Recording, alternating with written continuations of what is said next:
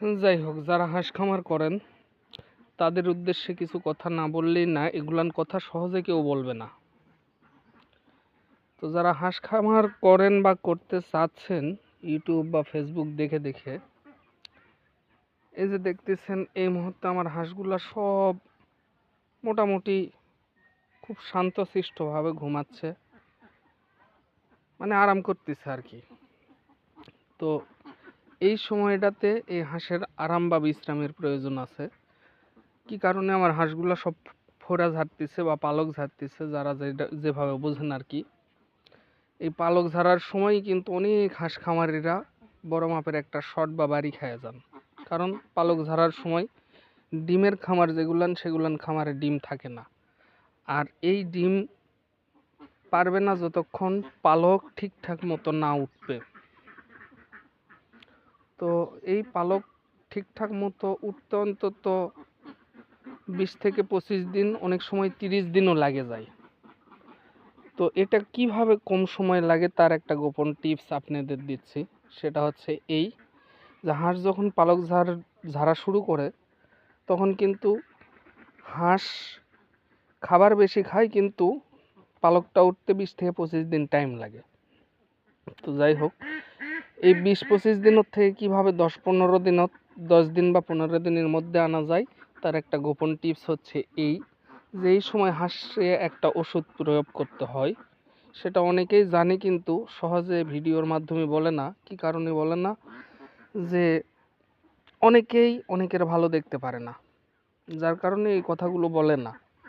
তো এই হাঁসগুলো বিশ্রাম করতেছে, বিশ্রাম করার জন্য যে ওষুধটা দেওয়ার দরকার, এখন যদি হাঁস বেশি লাফালাফি করে তাহলে পালক উঠতে 20-25 দিনের সময় লাগবে।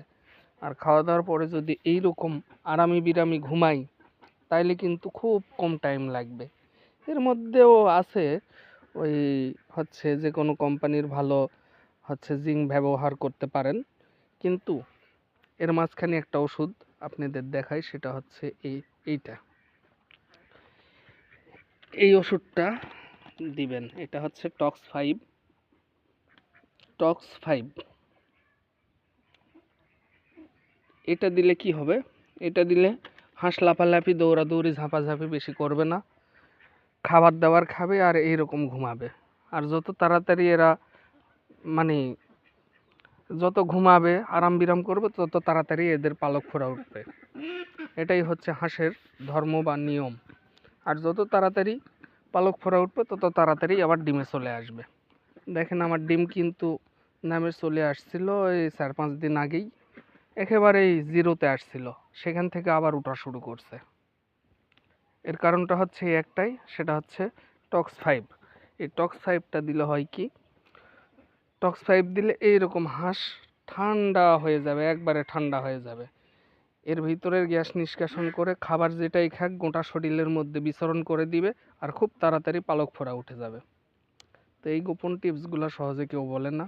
যাই হোক, যারা হাঁস খামারে আসতে চাচ্ছেন তারা এগুলান টিপস যদি মানে চলেন তাহলে হাঁস খামার থেকে অবশ্যই উপকৃত হওয়ার সম্ভাবনা আছে। আর 100-200 হাঁস পালন যদি কেউ করেন, তার পরিবারে যদি 6 জন সদস্য থাকে, তাইলে তারে আর কোনো দিকেই যাওয়া লাগবে না। আশা করা যায় কোনো দিকেই যাওয়া লাগবে না। ওই 200 হাঁসে খাবার দাবার খাওয়ানোর পরে যে টাকাটা এরা দিবে, ওই টাকা দিয়ে ইনশাল্লাহ সংসার খুব ভালোভাবে চলে যাবে, এতে কোনো সন্দেহ নাই। কিন্তু হাঁস খামারে ফেল করার একটাই কারণ, সেটা হচ্ছে সঠিক সময়ে সঠিক মেডিসিনটা আমরা প্রয়োগ করতে পারি না, যার কারণেই হাঁস খামারে আমরা বিশেষ করে উপকৃত হতে পারি না। যাই হোক, এটা আমার অভিজ্ঞতা থেকেই আমি বললাম যে হাঁস খামারে আসলে কোন সময় কোন মেডিসিনটা ব্যবহার করতে হয় সেটা সঠিকভাবে জানার দরকার।